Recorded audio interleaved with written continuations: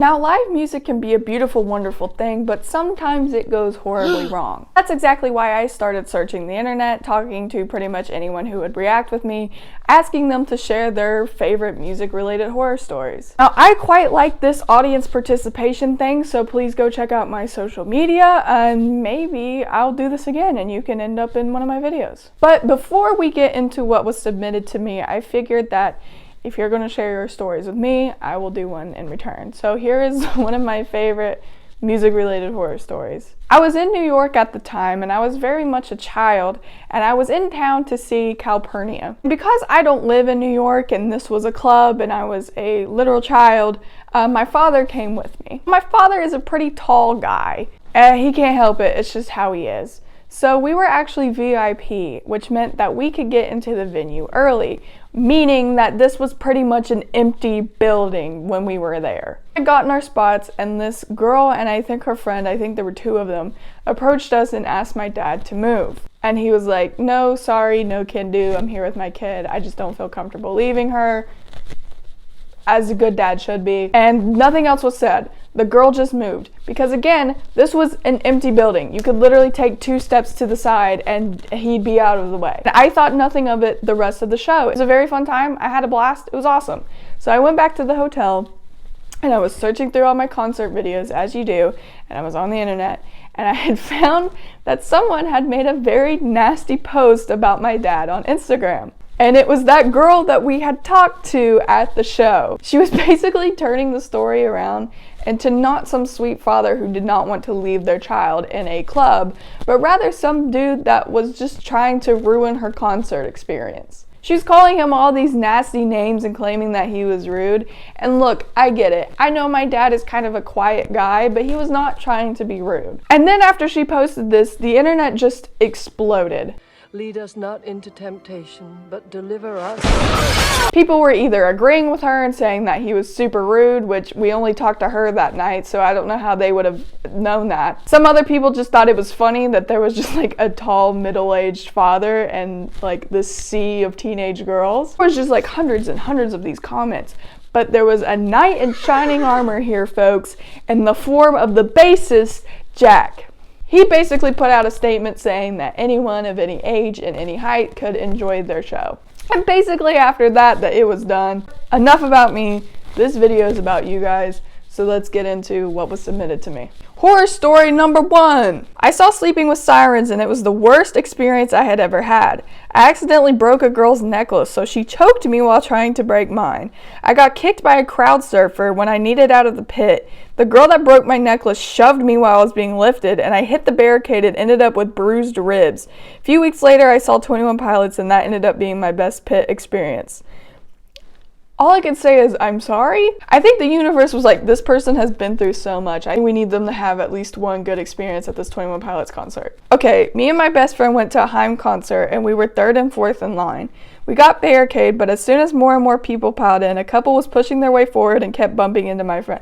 There's always line cutters. I hate them. The couple started arguing with the people around us and my friend was uncomfortable. I suggested to swap spots with her to block the people getting towards the front, but I guess it worked because the SD touched my hand.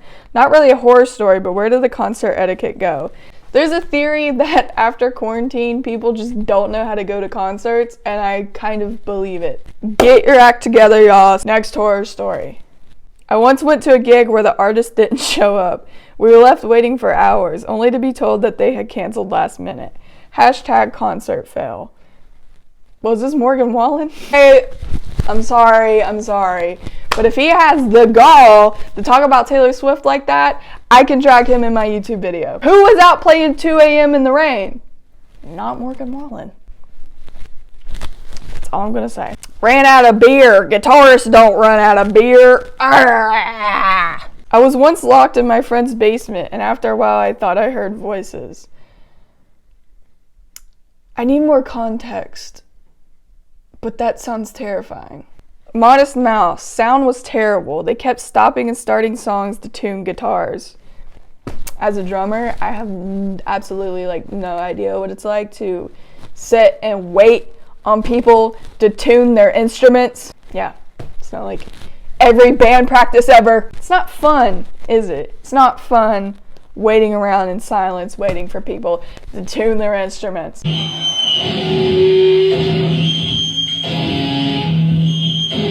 Megadeth, and the sound guy was peaking Dave's guitar to the point where it was painful to listen to, even with earplugs. F that guy, he would raise all the levels on the soundboard at certain points in the songs, like chorus and solos. Effing infuriating to watch him do that. Everything else sounded great. Was the sound guy a Metallica fan? My closest friend had a party together in middle school, and we were going around the group talking song suggestions for the playlist. The only songs I could name were 21 Pilots songs because they were literally the only musicians I really knew and could only think of their songs. Of course, I knew other songs and artists, but they weren't coming to mind. Eventually, the one putting the playlist together asked if I could recommend someone other than 21 Pilots. Tell them no! Tell them absolutely not! Tell them it's 21 Pilots or nothing. What's so wrong about 21 Pilots on the playlist? These next two horror stories are from my good friend Matt, who at the time of filming this has just released an Aqua Teens cover. It's super cool. He's a super cool guy. Please go check it out. It's pretty much everywhere you stream music. Anyways, let's read his story. I was recording a guitar cover of With You by Linkin Park one night, and I got a knock on my door from the police officer because someone had called the cops on me for disturbing the peace and playing music too loud. Funny thing about it, I was tracking clean guitars at the time. The heavy guitars were already done. I was scared. Some old lady had called them, and it was like 10:30 p.m. It's always some old lady at the scene of the crime. I don't know what it is about old ladies, but apparently at the age of 60, you're not allowed to have fun anymore. And you can't witness anyone else having fun. The window's open. They can't hear me because they're listening to Kids Bop. This old lady got a free concert, and she's just like, I'm gonna ruin this guy's day. When my buddy Daniel was playing guitar in Shattered Sun, they had a show in Corpus Christi one night, and the scouts from Victory Records, Rise Records, etc. came by to check them out so they could get signed. During one of the songs, his wireless system for his guitars ran out of battery and cut out his signal. It was embarrassing, but they ended up getting signed to Victory. Well, at least he ended up getting signed anyway. I mean, that's pretty cool. Okay, so this is the story of the last ever 21 Pilots show before quarantine hit. I had bought my tickets a few weeks in advance and I knew I'd be going to the show. What I didn't realize is that I had accidentally double booked a show I was playing with my dad's band that night at a holiday party. I had played the set at my dad's show, forgot my cymbals an hour before the start time, and had to get my mom to race across the city to get them. When I finally got up on my kit, it was actually a pretty decent show. Everything went normal and good until the very end. The 21 Pilots show was supposed to start at 7:30, and it was currently 7:20 when my dad surprised me with an encore song that wasn't on the list. The amount of times that I've played with bands and just had to completely improv it, I swear I've probably played songs that I've never heard before, more so than songs that I actually know how to play. One of the things about being a musician is that you have to be a little spontaneous, but it is like terrifying every time it happens. I had panic and I played the song through, broke down my kit in lightning time, and literally ran out of the venue we were at to an Uber waiting for me across the street. Then after arriving to the show, we had to wait another 15 minutes to get inside the venue. That doesn't sound too bad, but when you can hear the opening act finish their set from outside the venue, you know you're late. After getting to the lobby, we were immediately turned down by security because I had a bag with me. An empty bag, mind you. Regardless, the bouncer made me leave the venue, walk 2 blocks away across a busy street, go through a 20-minute process of security checking my bag, finding a cubby, and printing a ticket for it. Listen, you're stronger than me. I would have literally said my goodbyes to that bag and I never would have seen it again. I would have left it on the streets. Anything for 21 Pilots. We're so late to get to that show we could barely get in through the door after I checked my bag. Luckily, we got there a few minutes before the rattling bass and drums of Jumpsuit started, and the rest of the show went great, despite me almost losing my voice. Well, that's fun. I'm glad it went well after that entire nightmare. You guys ever have those dreams where it's like you're always running late and like nothing goes right, and it's just like you're trying to catch up, and it's just awful the whole time? That's what that sounds like to me. That sounds like an actual nightmare that I would have. But I'm glad it worked out.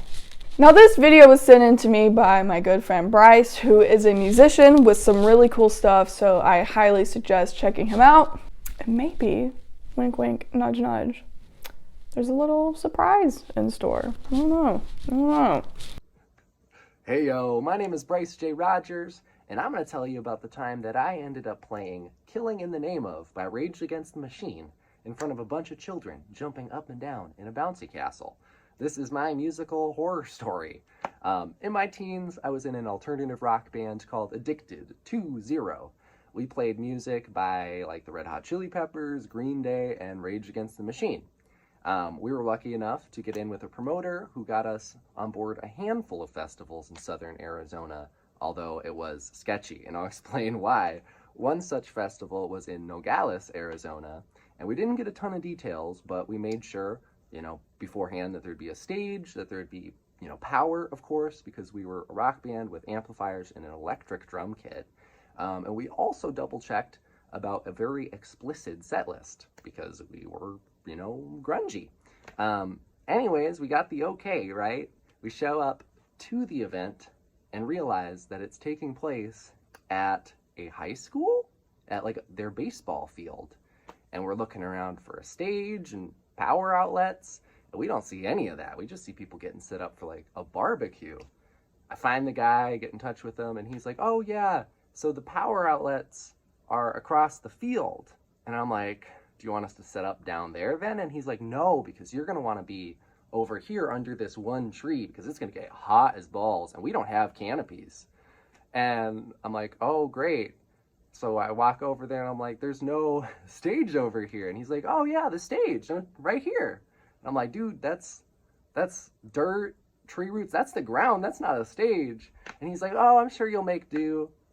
So we go and we buy extension cords and some extra power outlets, adapters, and we get set up on the ground under this tree, and they start blowing up right in front of us, a bouncy castle.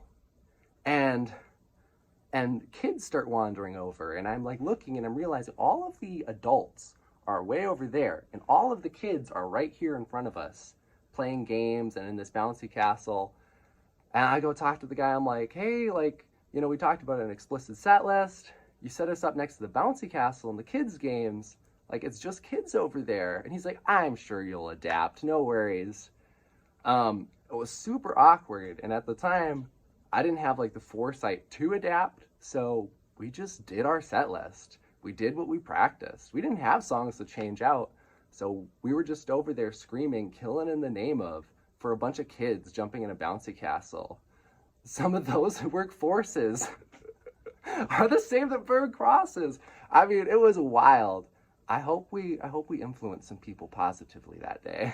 Man, when I was growing up, my parents didn't want to listen to those cheesy kid songs, so most of the time I was just listening to whatever they wanted to listen to, which some of that included rock music. One of the earliest favorite songs that I can remember was Zombie by the Cranberries. So I was very much a rock star baby from the start, so maybe you turn those kids the same way. Can you imagine moshing in a bouncy house? That sounds awesome. I would do that now at 21 years old. It kind of reminds me of the Denny's Grand Slam. This last video was sent in by my friend Brooke, who basically got on video Tyler being very upset that his equipment isn't working.